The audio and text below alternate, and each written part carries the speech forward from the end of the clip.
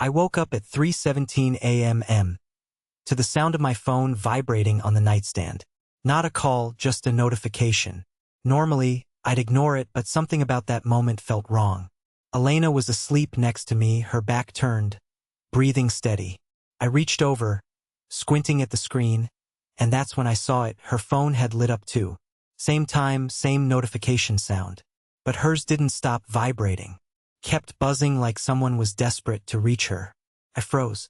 We've always been the kind of couple who leaves phones lying around unlocked. There was never a reason to doubt. Until now. I picked mine up, pretending to check something, while my eyes kept flicking toward hers. A name I didn't recognize was glowing on her screen. Had an amazing time tonight. Can't stop thinking about you. My stomach dropped so hard I thought I was going to be sick right there in bed.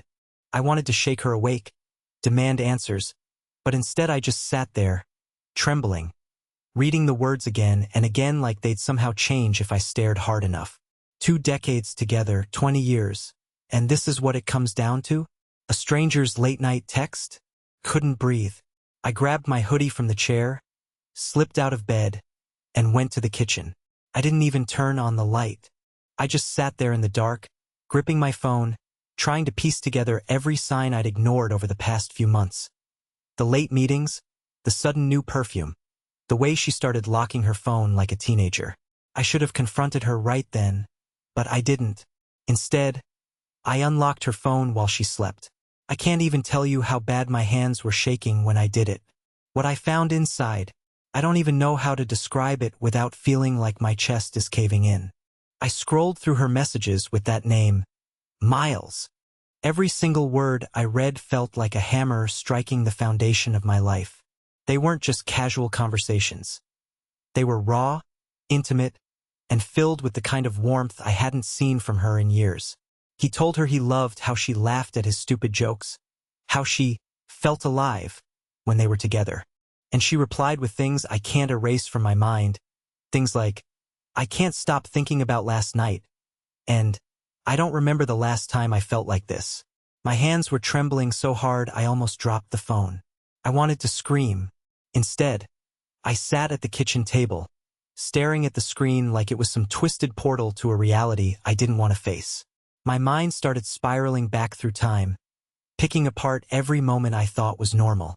That weekend she spent at her art retreat? It wasn't an art retreat, was it? Those nights she came home late from meeting clients? God, I feel like an idiot even writing this.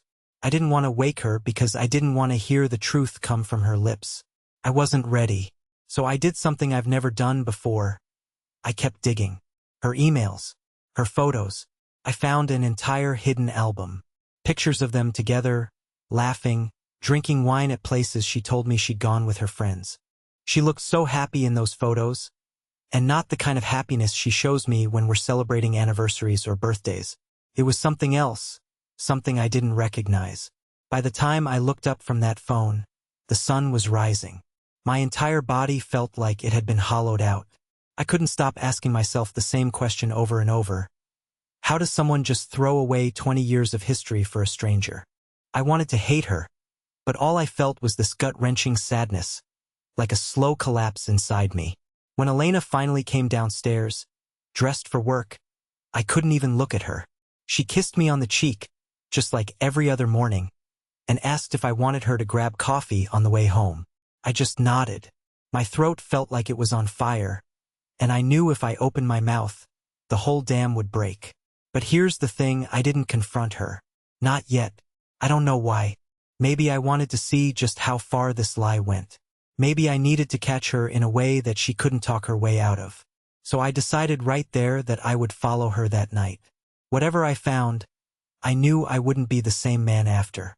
That entire day at work, I couldn't focus on anything. My hands kept shaking every time I glanced at my phone, and my stomach felt like it was tied in knots that just wouldn't loosen.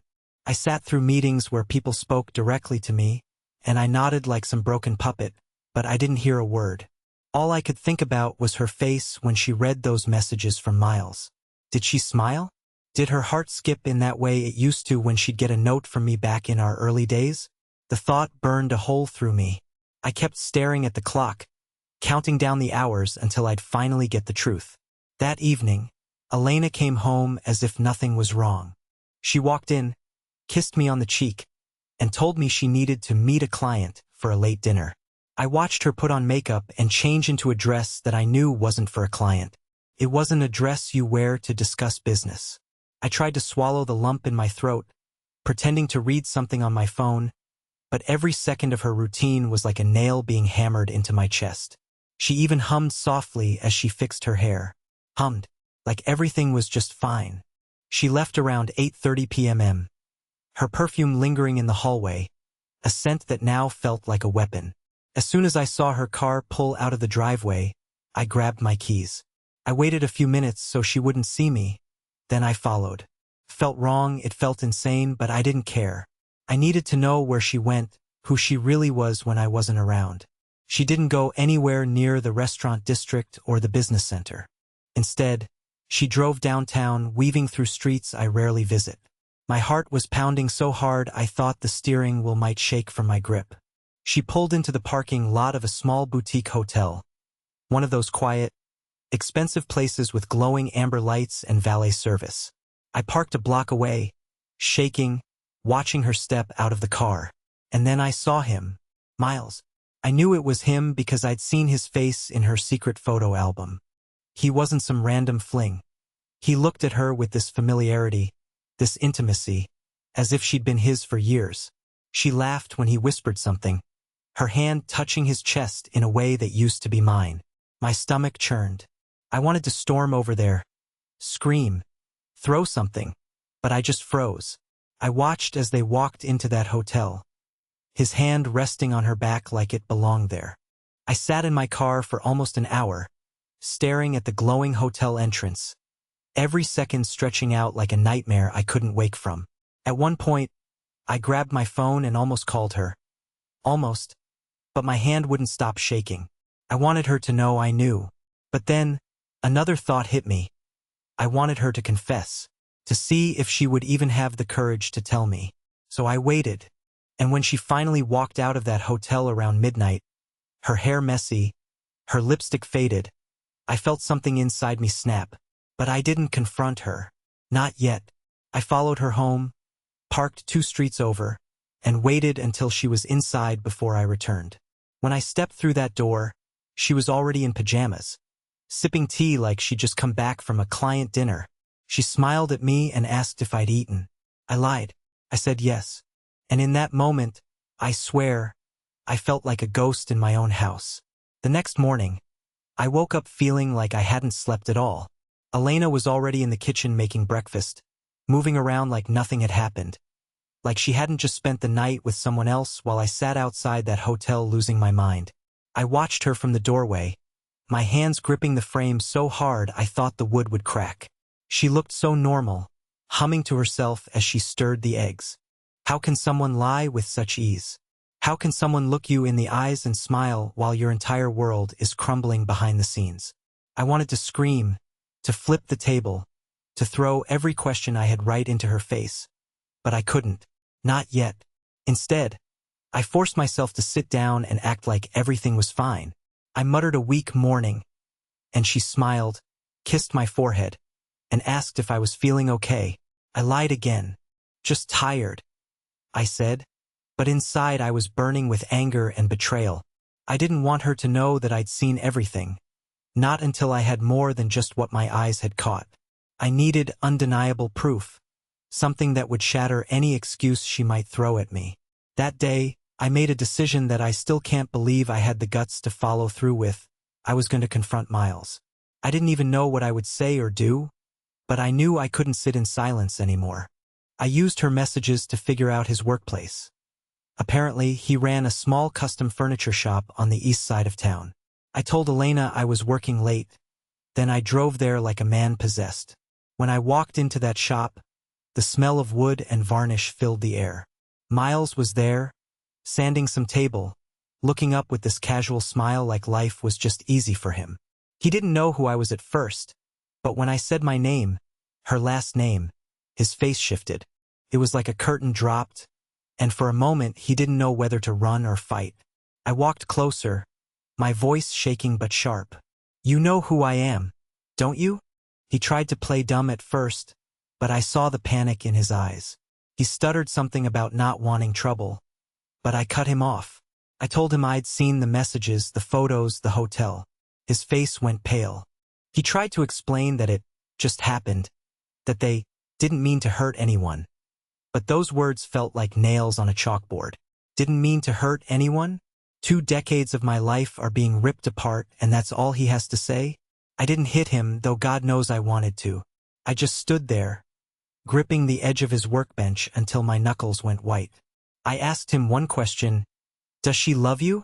He couldn't answer. He just stared at me with this guilty, pathetic look, and that silence told me everything I needed to know. I left that shop with my heart pounding, my chest aching like someone had crushed it. Driving home, I didn't even realize I was crying until I felt the wetness on my face. I wasn't angry anymore. Well, I was, but it was something deeper than anger. It was grief. Grief for the woman I thought I married, for the years I'll never get back, for the version of me who thought we were unbreakable. When I got home, Elena was there, curled up on the couch, watching some old sitcom like it was just another night. I stood there for a long time, just watching her, wondering who she really was now. And then, as if nothing had happened, she asked, "How was your day?" I wanted to tell her everything I knew. I wanted to see her face when she realized I'd caught her lies. But I didn't. Not yet. Because I'd decided that the next time we talked about this, there would be no way out for her. No excuses, no manipulation. I was going to gather every last piece of truth, even if it destroyed me in the process. I spent the entire weekend pretending to be the same clueless husband I'd been for months. On the surface, I was quiet but calm, helping Elena with chores, watching TV with her in the evenings, forcing myself to smile when she asked what I wanted for dinner. Inside, I was rotting.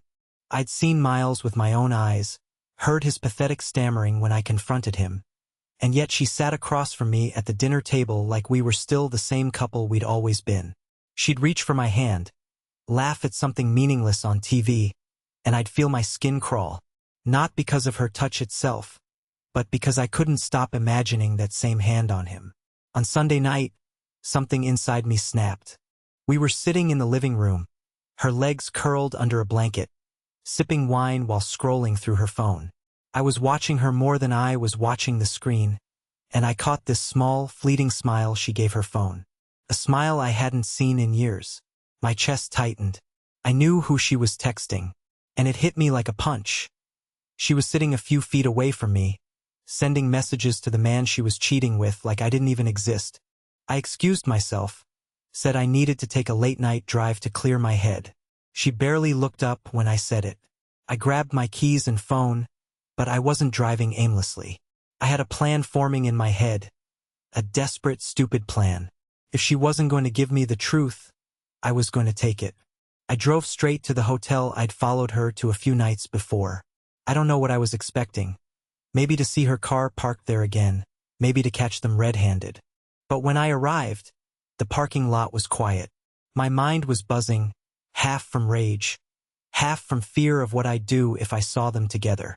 I sat there for a long time, staring at the entrance, until I noticed something strange. A black SUV parked near the back entrance. I don't know why, but something about it felt off. Then my phone buzzed. A text from Elena. "Hope your drive is clearing your head. Be home soon." She thought I was out wandering the streets like some sad fool. And in a way, she was right. But then, almost as if the universe wanted to twist the knife deeper, I saw the hotel door swing open, and Miles stepped out. Not with Elena, with someone else. Another woman. Another married woman, maybe? Or was Elena not even his only affair? My stomach turned as I realized this man wasn't just a mistake in my marriage. He was a predator. I followed him. Yes, I know how insane that sounds, but I had to know more. I stayed 2 cars behind his SUV, my heart pounding in my throat, until he parked outside a quiet residential house. I watched him go inside, and that's when I did something I'm not proud of. I pulled up my phone, opened Elena's messages again, and sent him a text from her phone while she was distracted at home. Something simple. "Can we talk tomorrow?" I need to know where this is going. When his reply came just minutes later, it made my blood run cold. Not tomorrow. Someone's starting to suspect. Don't text me tonight. Someone's starting to suspect. It wasn't just me. Someone else knew something. Or maybe Elena wasn't the only one he was stringing along. The thought burned through me like acid. What kind of man had she thrown everything away for? And why did I feel like I was about to find out something that would make all of this so much worse than just betrayal? I drove home that night in silence, gripping the steering wheel so hard my hands hurt. When I walked in, Elena was already in bed, pretending to be asleep. I stood in the doorway of our bedroom, watching her back rise and fall, and I swear I felt like I was living with a stranger. I wasn't just dealing with a cheating wife. There was something else, something bigger, darker, that I was about to uncover, and I wasn't sure I wanted the answers anymore. Monday felt like I was moving through molasses. Every minute at work dragged on, my mind spinning with the memory of Miles' text. Someone's starting to suspect. That line stuck in my head like a splinter. Was he talking about me? Or was there someone else? Another husband? Another life he was ripping apart? I kept thinking about the SUV, the other woman at the hotel, and how Elena fit into this puzzle. The more I thought about it, the less it felt like just an affair. Something about the whole thing felt orchestrated, like I was missing pieces of a game I didn't even know I was playing. By the time I got home that evening, I was wound so tight I thought I'd snap. Elena was in the kitchen, scrolling on her phone while waiting for dinner to simmer. She looked up at me with that same warm smile that once melted me, but now it just made me sick. I watched her thumb hover over her screen, texting someone, probably him, and I felt my hands ball into fists. I forced myself to breathe. If I exploded now, I'd get nothing but lies. That night, after she fell asleep, I slipped into the living room with her phone again. I scrolled through her messages with Miles, and while some of them were sickeningly intimate, others didn't make sense. They weren't all about love or passion. Some were about money, about keeping things quiet, and one that made my blood run cold. Don't mention anything about the account while he's around. What account? I dug deeper. I searched her emails, her notes, even her calendar. And that's when I saw something that made my hands shake. An appointment for Thursday morning. It wasn't listed as anything suspicious at first glance, just consultation. But when I tapped on the address, it wasn't a spa or a salon. It was a law office. My heart skipped a beat as I realized what that might mean. Divorce lawyers. She was planning something behind my back. My first instinct was to confront her right there and then wake her up, throw the phone at her, and demand answers. But something inside me said no. Not yet. If she was hiding this, if she was planning to leave me for this guy, or worse, take me for everything I have, I needed to be ready. I needed to know the whole truth, no matter how much it hurt. The next morning, I called in sick to work. My plan was reckless, maybe even pathetic, but I didn't care. I waited for her to leave, watched from the window as she drove off, probably thinking I was too oblivious to notice anything. Then I followed her. She didn't go straight to work. Instead, she stopped at a cafe on the far side of town, one I didn't even know she liked. I parked across the street, watching her sit in the corner with her laptop. I don't know what I expected, but seeing her there, sipping her coffee and typing away like she didn't have a care in the world, made something in me snap. It was like watching a stranger wear my wife's face. I took out my phone and texted Miles from her account again. Just a simple line, "We need to meet sooner. He's acting weird." Within seconds, he replied, "Fine. Tonight. Usual place. No mistakes this time. No mistakes this time." I don't know what the hell they were planning, but those words hit me harder than anything else I'd read. This wasn't just some casual fling. There was something bigger, something calculated, happening right under my nose. And if I didn't stop it, I had this sick feeling I'd end up losing everything. My marriage, my home, maybe even my kids. When Elena came home that evening, I tried to act normal, but I could barely look at her. I kept imagining the lies spilling out of her phone, her fingers typing messages to the man who was helping her tear our life apart. She asked me if I was okay, and I just nodded. I didn't trust my voice not to betray me. But tonight would be different. Because tonight I was going to follow her again. Not just to confirm what I already knew, but to see what no mistakes this time meant. And if I was right, if I saw something I couldn't unsee, I didn't know if I'd come back the same man. That night, I felt like a man preparing for war.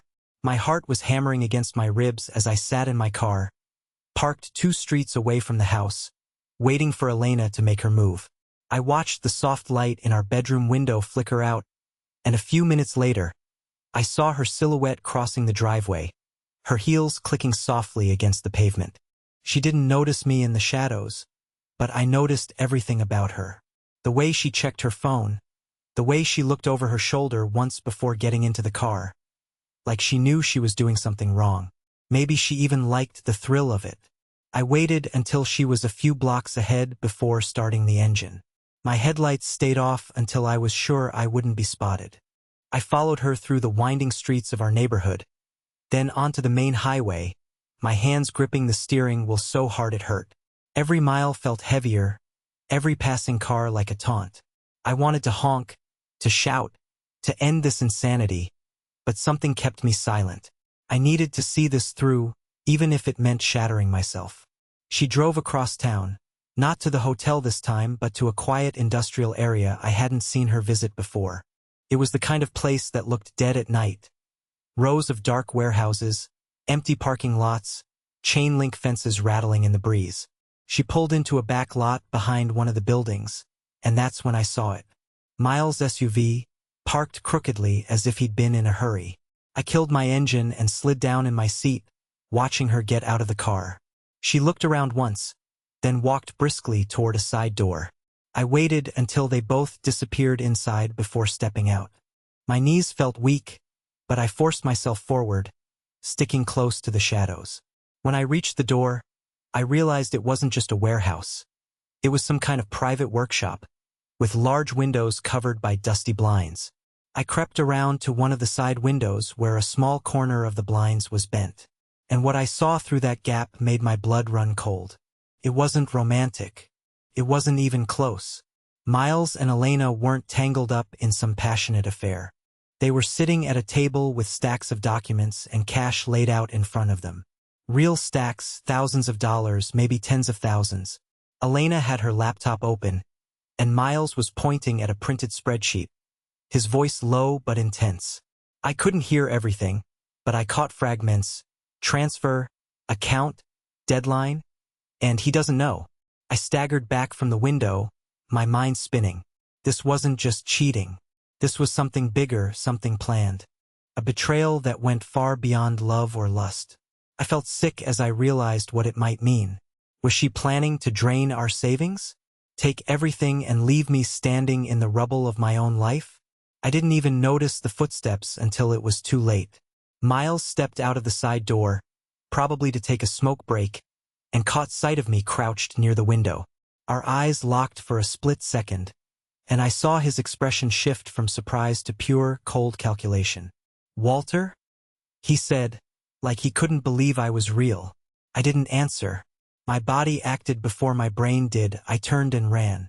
I didn't care how pathetic I looked, sprinting across a dark parking lot like some coward. I dove into my car, started the engine, and tore out of there with my tires screeching. My heart was pounding so violently I thought I'd black out. The drive home was a blur. Every time I tried to breathe, I felt this crushing weight on my chest, like I was suffocating. What had I just seen? What the hell was she involved in? And why did I feel like I was in danger now, not just emotionally but physically? When I walked through our front door, the house felt colder. She wasn't home yet. She was still with him, still plotting. I sat at the kitchen table, staring at the dark window, and for the first time in my life, I didn't just feel betrayed. I felt hunted. I didn't sleep that night. I sat in the kitchen, my mind spinning through every worst-case scenario I could imagine. Elena came home just after 2 a.m., quiet as a ghost, slipping her heels off by the door. She froze when she saw me sitting there in the dark. For a moment, neither of us said a word. I just looked at her, and she looked back, her face pale, her lips parting like she wanted to say something but didn't know where to start. "Sit down," I finally said, my voice low but firm. She hesitated, then slowly sank into the chair opposite me. I pulled her phone from my pocket and placed it on the table. "I know," I said simply. Her face drained of color, and I swear, for the first time in months, I saw real fear in her eyes. At first, she tried to deny it, to weave some thin excuses about work, about friends, but I cut her off. "I was there tonight. I saw you. I saw him. And I saw the money." Her breath caught. She looked down at her hands like a child caught stealing. Then, after what felt like forever, she whispered, "It's not what you think." I almost laughed. "Really? Because it looks like you're cheating on me and planning something that could ruin both of us." She took a deep breath, her voice trembling. "Walter, I was trying to fix something before it got worse. Miles isn't who you think he is, but it's not an affair. I swear to you it's not. He's been helping me with a problem I didn't know how to tell you about." I didn't want to believe her, but something in her tone felt different this time. She explained everything in pieces, haltingly, like it physically hurt her to say the words. It turned out, she'd been scammed by a fake investment scheme over a year ago, thinking she was helping us grow our savings for the kids' college fund. Instead, she lost a huge chunk of our money. She was too terrified and ashamed to tell me, so she'd been working with Miles, a financial consultant she'd met through a mutual acquaintance, to get some of that money back through legal channels. The hotel meetings were really about paperwork, not passion. The account was a locked fund they were trying to recover before the scammer disappeared. I sat there, stunned. My anger still there, but slowly shifting into something else. I didn't trust her fully, not yet, but the pieces fit. She even pulled out documents and emails from her bag, showing me the paper trail. There were no love messages, just a mix of business and panic. "Why didn't you tell me?" I asked, my voice cracking. "Because I was afraid," she said, tears in her eyes. "Afraid you'd see me as a failure. I thought I could fix it and make it all go away, but I just made things worse." It wasn't easy to hear, but I believed her. For the first time in months, I saw her as the woman I'd married, the woman who wasn't perfect, but who cared enough to risk everything trying to make things right. We stayed up until dawn, talking through everything. Our trust, our marriage, our mistakes. It wasn't a magical fix, but for the first time in what felt like years, we were honest with each other. Over the next weeks, we faced the mess together. We met with a real lawyer and a financial advisor, we set up a recovery plan, and we cut off all unnecessary secrets between us. There were still moments when the anger flared up in me, but they were met with her patience and my slow willingness to let go. It wasn't about pretending nothing had happened. It was about rebuilding. And somehow, through all of that pain, we found something we'd lost a long time ago. A willingness to fight for each other, not just for the life we'd built, but for who we wanted to be together. I never thought I'd say this, but as I sit here now, months later, I'm grateful. Not for the lies, not for the pain, but for the wake-up call. Because our marriage isn't just 20 years of history anymore. It's two people who walked through hell and came out holding hands on the other side.